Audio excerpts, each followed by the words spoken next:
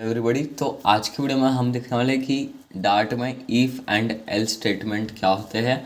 अगर आपने कोई और कोडिंग लैंग्वेज की होगी तो आपने ज़रूर सीखा होगा, ये बहुत इंपॉर्टेंट होता है। तो चलिए वो सीखते हैं। तो सबसे पहले हमें उसके पहले सीखना पड़ेगा इक्वालिटी ऑपरेटर्स। पिछली वीडियो में हमने अरिथमेटिक ऑपरेटर्स देखे थे, इसमें हम देखने वाले इक्वालिटी ऑपरेटर्स जो कि सिर्फ दो है। तो पहला है इक्वल, इक्वल की साइन आपको दिखेगी जिसका मतलब होता है इज इक्वल टू। इन दोनों के यूज़ हम अभी देखने वाले हैं। एंड दूसरा आपको दिखेगा एक्सक्लेमेशन मार्क एंड फिर इक्वल टू। इसका मतलब होता है इज़ नॉट इक्वल टू, मतलब पहले का एग्जैक्ट अपोजिट। अब ये तो हम अभी देख लेंगे। सबसे पहले हम देखते हैं इफ़ एंड एल्स का सिंटैक्स क्या होता है, वो कैसे होता है। तो देखिए, हम जब भी डार्ट में करते हैं हमें हर चीज़ वॉइड मेन के अंदर या फिर कोई दूसरे फंक्शन में करनी पड़ती है। सबसे पहले ये यहाँ से इसका सिंटैक्स शुरू होता है, ये 4 लाइन। सबसे पहले हमें लिखना पड़ता है इफ़ एंड फिर हम ब्रैकेट में लिखते हैं कंडीशन। तो मतलब हम ऐसे हम कोई कंडीशन बनाते हैं एंड फिर वो हम लिखते हैं। और अगर जो हमने यहाँ पे ब्रैकेट में लिखा अगर ये ट्रू हो जाती है तो जो हमने यहाँ पे लिखा है वो एग्जीक्यूट होता है। अगर आपको नहीं समझ होगा तो अभी हम समझते हैं। तो समझिए, हम पहले एक वेरिएबल बनाते हैं, variable current weather is equals to, हम कर देते हैं सनी। ओके। एंड अब हम बनाएंगे इसे इफ एल्स का स्टेटमेंट कि अगर वेदर सनी है तो पहले बैटिंग करनी चाहिए एंड अगर वेदर रेनी है तो पहले बॉलिंग करनी चाहिए।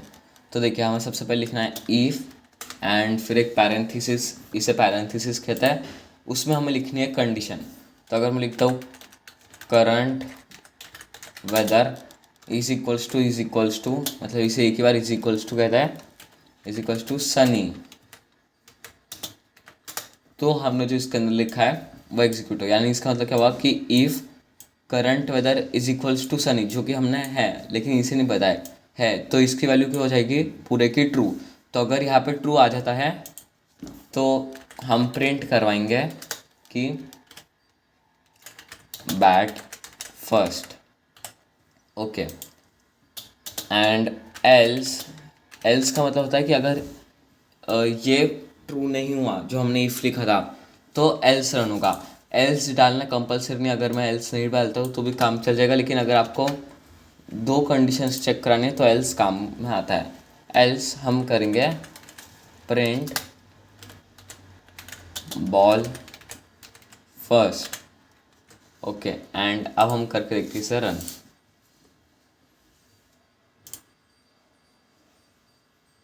ये देखिए, यहाँ पे लिखा गया बैट फर्स्ट। क्यों बैट फर्स्ट लिखा है? क्योंकि करंट वेदर सनी ही था तो इसकी वैल्यू आ गई ट्रू। अगर हम इसे थोड़ा सा भी ऐसे कर देते हैं तो देखिए यहाँ पे डबल एन है पर यहाँ पे एक ही एन है, तो देखिए क्या लिख के आता, बॉल फर्स्ट। देखिए बॉल फर्स्ट लिख के आ गया। या फिर अब अगर हम इसकी वैल्यू बदल देते हैं रेनी से तो भी बॉल फर्स्ट लिख के आएगा। ये देखिए, तो इफ एंड एल्स में एक मेन चीज़ आपको समझनी पड़ेगी कि पैरेंथेसिस में एक वैल्यू आती है। अभी जैसे यहाँ पे ट्रू आ रही है, कभी यहाँ पे फॉल्स आएगी, तो अगर ट्रू आती है तो ये रन होगा और फॉल्स आती है तो ये रन नहीं होगा, इसके अगले पेज आएगा। एंड अगर एक ही लिखा है और अगर यहाँ पे फॉल्स आ गया तो कुछ नहीं होगा। ये था इफ एंड एल्स। अब एक अगला होता है if else if and else. तो अगर आपके पास दो से ज़्यादा कंडीशंस हैं तो बार बार इफ नहीं बनाने से अच्छा एक होता है कि हम एल्सिफ यूज़ करें। तो एल्सिफ क्या होता है वो हम देखते हैं। उसमें ये तो सेम होता है कि पहले आपको लिखना पड़ता है इफ़ एंड हम करते हैं current weather is equals to sunny. तो हम कर देते print bat first. Okay. And जैसे पहले हमने एल्स किया था, हम इस बार एल्स से करेंगे। समझिए 3 वेदर है तो हम वो दूसरा वेदर अब डालते हैं। एल्स इफ आपके लिए उसको टाइप करना है एंड हम लिखेंगे current weather is equals to, हम कर देते हैं विंडी।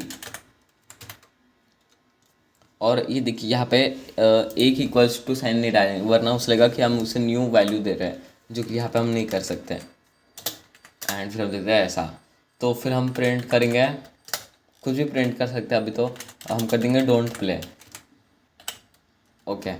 एंड फिर आप जितने चाहे उतना एलसीएफ डाल सकते हो, लेकिन आपको हर एक के साथ कंडीशन डालनी पड़ेगी। अगर आपके पास और वेदर्स के क्राइटेरिया जिससे कि आप इसे और स्ट्रीमलाइन बनाना चाहते कि एग्जैक्ट आंसर आए, तो आप और एलसीएफ डाल सकते हैं। जितने एलसीएफ डालेंगे उतना ज़्यादा आंसर सटीक आएगा।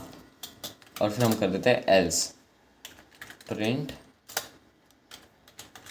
Ball first. तो अगर हमने रेनी किया या फिर कुछ भी और किया तो ये आएगा। अब देखते हैं क्या आता है। ये देखिए बॉल फर्स्ट लिख के आ गया। हम इसे थोड़ा चेंज करते हैं, हम करते हैं विंडी।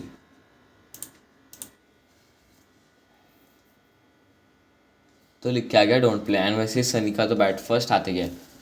तो ये हमने देखा guys if else if and else. And अब हम थोड़ा सा और देखते हैं इक्वालिटी ऑपरेटर्स के बारे में, जो कि ये था। तो हमने इक्वालिटी ऑपरेटर्स यहाँ यूज़ किए, इन इक्वालिटी ऑपरेटर्स रह गया। तो अब हम ऐसा करते हैं, हम एक और एक बनाते हैं if statement. If current weather is not equals to sunny, तो हम कर देंगे print weather is not sunny. Okay, तो देखिए अब दो चीज़ें प्रिंट होगी। पहले लिख के आया डोंट प्ले, क्यों? क्योंकि हमने वेदर विंडी रखा था। एंड दूसरा हमने देखा था कि if current weather is not equals to sunny. And अभी वो सनी तो नहीं था, इसलिए ये भी ट्रू हो गया एंड ये भी रन हो गया। तो इस तरह से नॉट इक्वल्स टू वर्क करता है। एंड आपको एक बात ध्यान रखनी पड़ेगी कि अगर ये जो पहली कंडीशन है वो अगर ट्रू हो जाती है तो ये आगे की कंडीशन वो रन भी नहीं होगी। जैसे ही एक बार कोई कंडीशन ट्रू जाती है आगे का वो रन नहीं करता। अगर ये ट्रू जाती है तो समझिए ये सब कोड वेस्ट हो गया। अगर ये ट्रू हो जाती है एल्स इफ, तो ये रन भी नहीं होगी।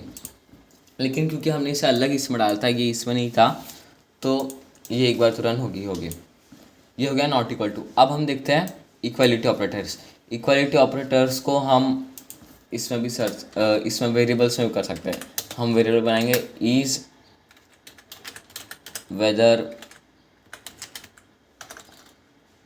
विंडी।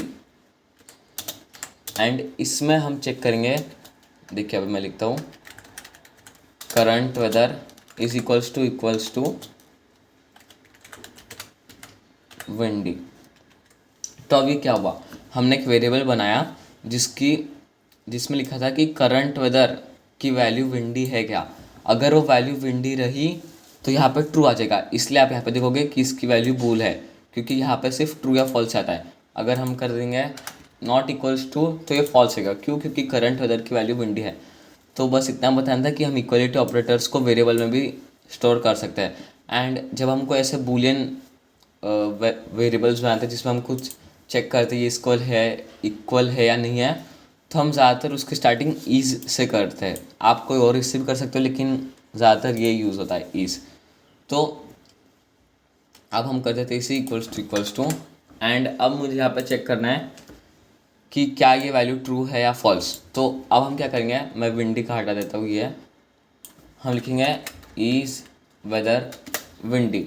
एंड अब आप यहाँ पे सोचोगे कि हमें चेक करना पड़ेगा कि इज इक्वल्स टू ट्रू है या नहीं, लेकिन इसकी कोई ज़रूरत नहीं है, क्योंकि एंड हमारा क्या था कि यहाँ पे एक ट्रू या फॉल्स की वैल्यू आनी चाहिए। एंड इज़ वेदर विंडी पहले से एक ट्रू या फॉल्स की वैल्यू लेके चलता है, जो यहाँ पे हमने बनाई है। तो अगर कोई बूलियन को आप इसमें डालते हो तो आपको is equals to true check नहीं करना पड़ता।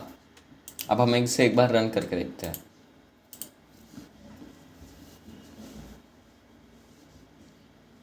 ये देखिए यहाँ पर डोंट प्ले लिख के आ गया। क्यों लिख के आया? क्योंकि इज वेदर विंडी की वैल्यू ट्रू थी। अब अगर मैं करता हूँ नॉट इक्वल्स टू, तो देखिए तो लिख के आ गया बॉल फर्स्ट। क्यों? क्योंकि ये वैल्यू फॉल्स हो गई। तो हमें हमेशा यहाँ पे एक बूलियन चाहिए, बस उतना ही था। एंड गाइज आज की वीडियो में हमने देखा कि ईफ एंड एल्स क्या होता है, इक्वलिटी ऑपरेटर्स क्या होता है, एल्स इफ देखा। एंड ये रहे आपके कुछ प्रैक्टिस क्वेश्चंस।